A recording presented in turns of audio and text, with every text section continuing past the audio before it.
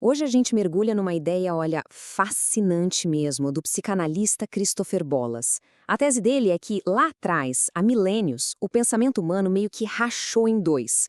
Um caminho foi para o Oriente, o outro para o Ocidente. E o mais curioso é que agora, de um jeito totalmente inesperado, esses dois caminhos estão se cruzando de novo.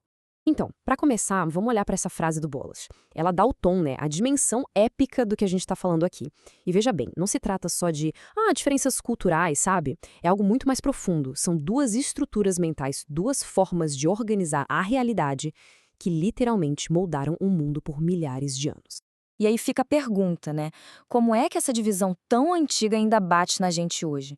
Como ela influencia a nossa mente? E o ponto mais intrigante de todos, depois de tanto tempo seguindo rotas separadas, onde é que esses dois mundos poderiam de alguma forma se encontrar? É essa investigação que a gente começa agora. Certo? Para a gente conseguir entender essa bifurcação, o Bolas fala de duas ordens fundamentais da mente. Pensa nelas como a fundação, a base para tudo que vem depois. Vamos dar uma olhada nisso mais de perto. Olha só, aqui a gente tem basicamente o mapa da coisa. De um lado, a ordem paterna, que é a que prevaleceu no Ocidente. O foco dela, conteúdo, lógica de causa e efeito, o indivíduo, clareza total. Já do outro lado, a ordem materna, que floresceu mais no Oriente. Aqui, o que importa é a forma, o ser, uma lógica de correlações, o coletivo e, olha que interessante, até a ambiguidade é bem-vinda. E aqui tem um ponto fundamental. De onde vem essa tal de ordem materna? Pensa na nossa primeira experiência de vida, a mais básica de todas, a comunicação entre uma mãe e seu bebê, antes mesmo de qualquer palavra. É um conhecimento que não vem do dicionário, sabe? Vem do gesto, do tom de voz, da presença. O como algo é comunicado acaba sendo muito mais importante do que o que está sendo dito. E em total contraste, temos a ordem paterna, que nasce junto com a linguagem. É ela que organiza o mundo em palavras, regras, leis, lógica, tudo com um significado bem claro, bem explícito. É o mundo do dizer, onde o conteúdo é o que manda. Basicamente, a espinha dorsal de todo o discurso ocidental. Beleza, então vamos pegar o primeiro caminho, o que foi procedente. Vamos ver na prática como essa ordem paterna, com essa fixação toda na linguagem e no indivíduo, foi esculpindo a cultura e a filosofia do lado de cada mundo. E uma coisa que salta aos olhos na mente ocidental é esse fascínio, quase uma obsessão, pelo indivíduo que se destaca, que se rebela contra o grupo, a figura do herói, sabe? Aquele que parte numa jornada solitária, muitas vezes contra o mundo. Essa imagem é, sem dúvida, a base da nossa forma de contar histórias. E ó, isso não é de hoje não. É uma linha contínua que a gente pode traçar. Começa lá atrás com a epopeia de Gilgamesh, passa pelos heróis épicos de Homero e chega até na democracia grega, que era toda baseada no poder do debate individual. É uma tradição que aplaude a ambição, a ação, o feito de uma única pessoa. Essa citação aqui, nossa, ela resume tudo de forma brilhante. A ideia é essa: o mundo natural é algo a ser conquistado.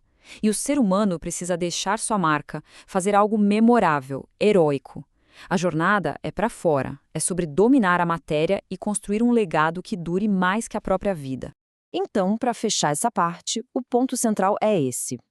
O caminho do Ocidente valoriza a ação, a conquista, a clareza na comunicação e, no topo de tudo, o brilho do indivíduo.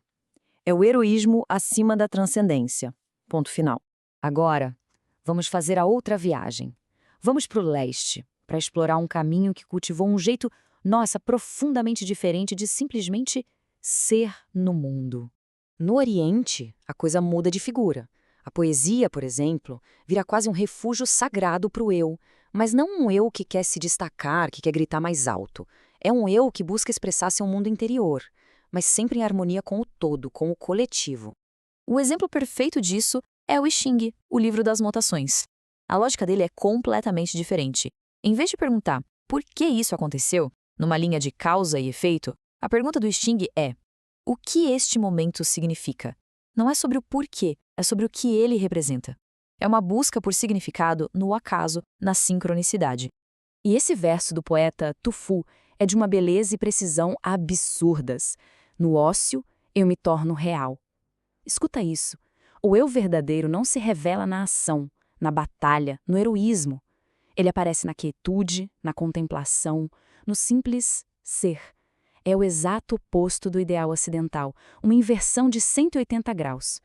Resumindo a ópera, o caminho oriental dá muito mais valor aos estados internos, à harmonia com a natureza e a uma comunicação que se dá mais pela forma, pela presença, do que por um conteúdo explícito, preto no branco. Aqui, a busca é pela transcendência e não pelo heroísmo. Ok, então a gente viu esses dois grandes rios do pensamento correndo separados por milênios, certo? Mas agora vem a parte, para mim, mais incrível da teoria do Bolas. Ele diz que, de repente, esses dois rios encontraram um ponto de confluência, um lugar surpreendente onde eles se encontram. E aí, a gente para e pensa, depois de tudo isso que a gente viu, o herói contra o poeta, a clareza contra a ambiguidade, a ação contra o ser, em que lugar do mundo moderno esses opostos poderiam se encontrar? Parece impossível, né? A resposta não está num mapa, nem num livro de filosofia. Ela está num lugar muito mais próximo e, ao mesmo tempo, mais complexo. Dentro da nossa própria mente. E mais especificamente ainda, Bolas aponta para um lugar, a prática da psicanálise, ela mesma. A psicanálise teria se tornado, sem querer, a ponte entre essas duas tradições milenares. E aqui a gente entende o porquê. Pensa bem.